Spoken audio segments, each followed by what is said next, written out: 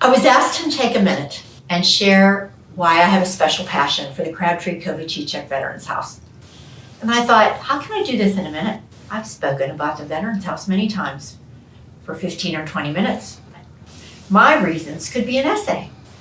So I'll tell you first about my veteran family. My mother's brother, Frankie, was in the Air Force in World War II. His plane was shot down and he is buried in Lindbergh. My father, Paul, he was also in World War II in the Army and part of the European invasion, serving under General Patton. My husband, Joe, was a sergeant in the Marine Corps, served in the Vietnam crisis in Vietnam.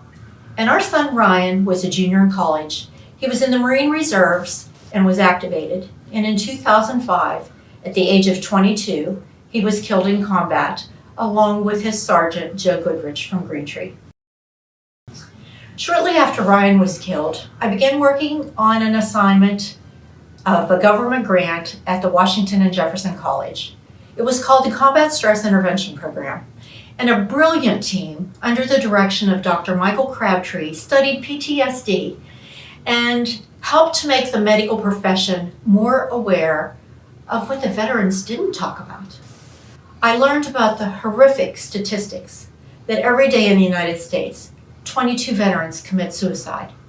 And this study also opened my mind to why my father and my husband didn't share their personal battles. Meanwhile, the city mission president, Dean Gartland, recognized that more and more veterans were coming to the city mission. They didn't seem to fit in, they didn't stay long, and some of them abruptly left. Studies have shown that veterans heal the best around other veterans. So Dean had a dream to build a residence just for veterans. Dr. Crabtree made an extremely generous donation, which made possible the construction of the residence, and Dean's dream was about to come true. Although it hardly seems a coincidence that the Veterans House serves 22 honorably discharged veterans. When the Veterans House was about to open, Dr. Crabtree personally came to me because he had the naming rights on the building, and he asked if he could share those rights with me and pay tribute to our son Ryan. It would be called the Judi Kovacicek Veterans House.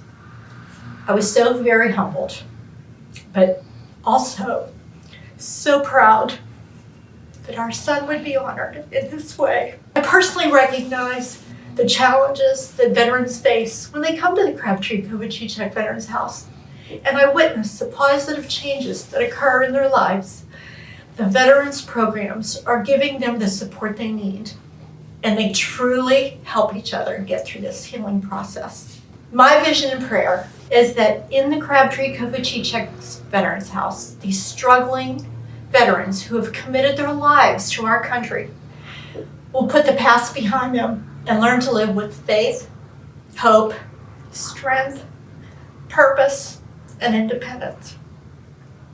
We are the land of the free because of the brave, and we can never forget that.